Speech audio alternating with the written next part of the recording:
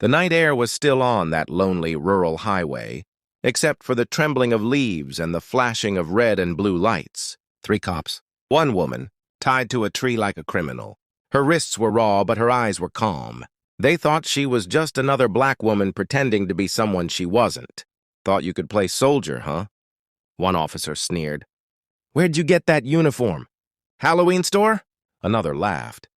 The third cop, young, nervous, said nothing. He just stared, uneasy, because something about her silence didn't sit right. They didn't know her name. They didn't know her rank, and they had no idea what was coming. Her name was General Naomi Reeves, one of the highest-ranking officers in the entire country. An hour earlier, Naomi had been driving home from a military funeral.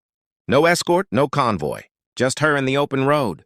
When her car broke down near Millstone, a quiet, rural town, she stepped out to call for help. That's when the patrol car rolled up.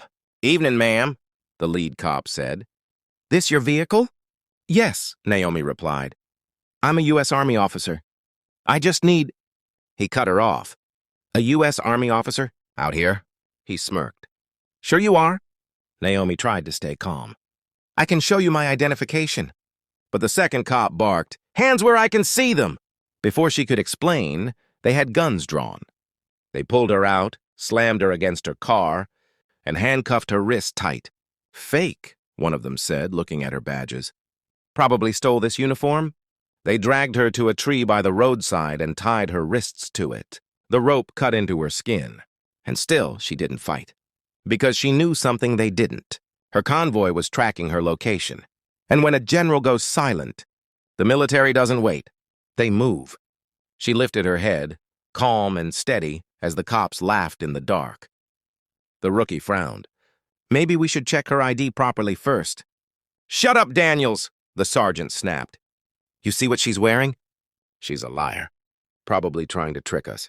Naomi said nothing, just looked out into the distance, her face lit by the patrol lights. Then she smiled. And that's when it happened. If you're still watching, make sure to like, subscribe, and turn on post notifications, because what's about to happen next will leave you speechless. A low rumble rolled through the night. Engines, heavy ones. The rookie looked around, squinting down the highway. Hey, do you guys hear that? At first, it sounded like thunder. But then, headlights, 1, 2, then 6. Military Humvees, floodlights cutting through the dark. The cops froze. Naomi lifted her chin slowly, her voice low and sharp. I told you. You were making a mistake. Dozens of soldiers poured out, weapons drawn but controlled. A commanding officer shouted, Untie her! Now! The rookie backed away. The sergeant turned pale. Oh, wait, she's the general? Within seconds, Naomi was freed. A lieutenant saluted her firmly. Ma'am, we came as soon as we lost your signal. Naomi rubbed her wrists, standing tall. These men restrained a general of the United States Army without cause, she said quietly. You know what to do. The soldiers didn't hesitate. The cops were cuffed and silenced under the same flashing lights. They'd used to humiliate her. Naomi stepped forward, looking at them one last time. You thought power came from a badge, she said softly. You were wrong. She turned, walking toward her convoy as the engines roared to life. The rookie whispered, trembling, We just tied up a general. The sergeant didn't answer. He couldn't. The convoy rolled out under the pale moonlight, the dust rising behind them like smoke. And in that silence, the town of Millstone learned something unforgettable.